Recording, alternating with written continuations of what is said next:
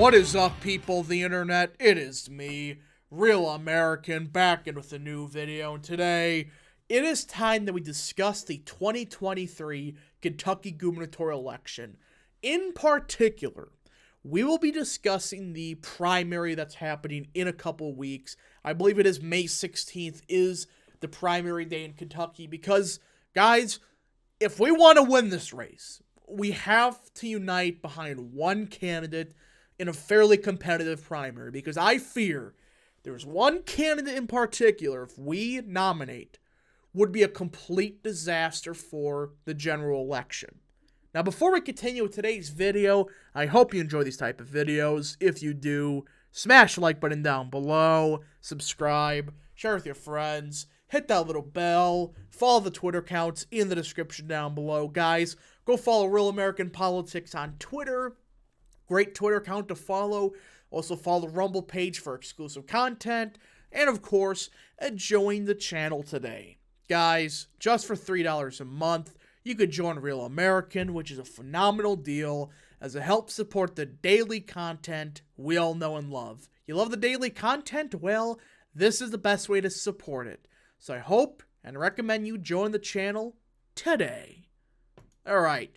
So before we get into the real competitive race, let's discuss the Democrat primary, because there's really not much to be said here. It's theoretically a three-way race. You got incumbent governor Andy Beshear, who, if he gets less than 70% of the vote, I would be shocked.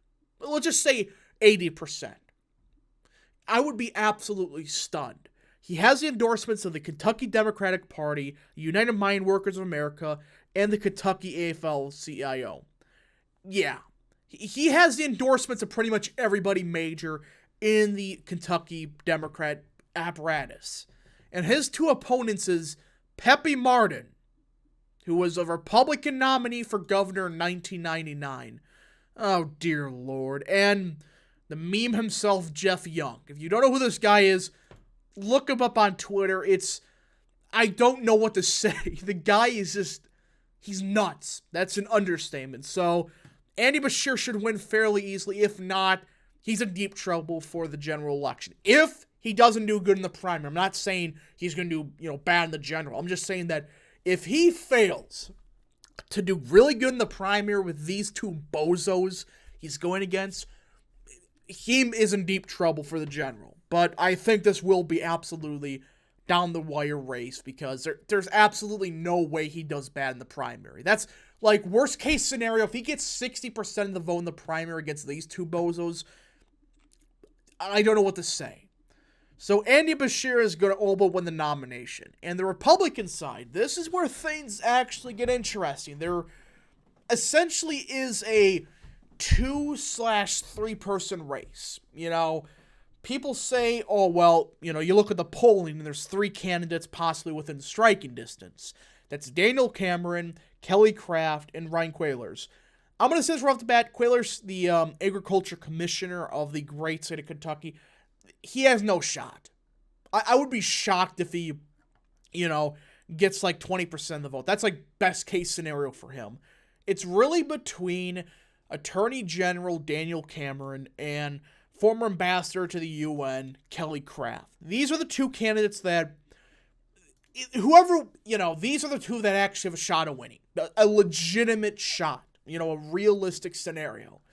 And let me just say this right off the bat. If you live in Kentucky or know somebody that does live in the state, vote for Daniel Cameron. He's a great attorney general from the state. He's running a solid campaign. And overall, he is our best shot to beat Andy Beshear. I'm not trying to sound like an electabro here, but Daniel Cameron, I believe, overall, he fits everything. Good on the issues, fairly solid optics, was an effective attorney general, and he's our best option. I mean, there's nothing really bad about him. Yes, he worked for Mitch McConnell in the past. Whoop-de-frickin-do. That doesn't automatically mean he's a crappy guy. I mean, McConnell liked Vance. How did that turn out? Either way, Daniel Cameron, he is a great attorney general, and I hope he makes a great governor this fall. But he does have one major opponent, and there's a lot of stuff to be said about Kelly Craft. I will make a separate video discussing all the stuff, all the shenanigans, the shit, whatever you want to call it, that she's involved in. Everything I've seen and heard, it's nothing but bad. It's awful, terrible. She's running a terrible campaign. She has some very sketchy stuff in the past, questionable record, and of course she was a U.S. ambassador to the UN. That's usually not, I know that doesn't mean a person's bad, but it seems like whoever the ambassador to the UN is, they tend to be crap. But I think that Kelly Craft, there's just some stuff on her that we don't want to take a chance on. I really think that if Kelly Craft is our nominee, I don't think she's going to win in the general election. Cameron, I believe, has a significantly better shot of beating this bozo in Andy Beshear, the fake moderate. I still don't know why people think he's an actual moderate. Whoop-de-doo, he votes Democrat, he supports 95% of Democrat issues. That makes him a moderate. It's baloney.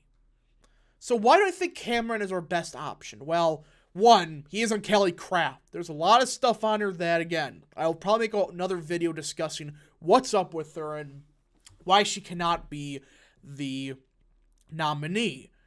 Now, the second thing is, Cameron has a history. In 2019, Daniel Cameron beat a former attorney general of the state of Kentucky. So this guy wasn't some no-name, bozo from, rural Kentucky or something like that. This guy was the attorney general of the state of Kentucky for 4 years, in 2008. And he was the Speaker of the Kentucky House of Representatives for 8 years. So this isn't some slouch. This isn't some random Joe that nobody's ever heard of. Guess what? Daniel Cameron won by 15. And with all of that. Yeah, he won by 15. The same year, Andy Beshear won by only 0.4%. And the reason Beshear won was he went against Matt Bevin. If it was anybody but Bevin, Beshear would have lost. Plus, his last name is so famous in the state. I mean, his dad was semi-conservative. That's why we have Andy Beshear as governor. He's the only guy that could potentially win a statewide race because of his last name. And the fact he went against Matt Bevin of all people.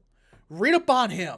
I mean, this guy's a disaster. It was so bad that he only got 52% of the vote as an incumbent in the primary. I mean, this isn't like a Mike DeWine situation where DeWine got carried because of Democrat voters. Let's be real. There were a lot of Democrat voters that voted for DeWine en masse because of the lockdowns. That doesn't make him good. Here, Bevin got 52%, and he lost a state that Trump won by what, 20? You don't just do that. I mean, Beshear has a last name and all, but you need to have a crap candidate like Bevin to potentially lose that. As an incumbent, mind you.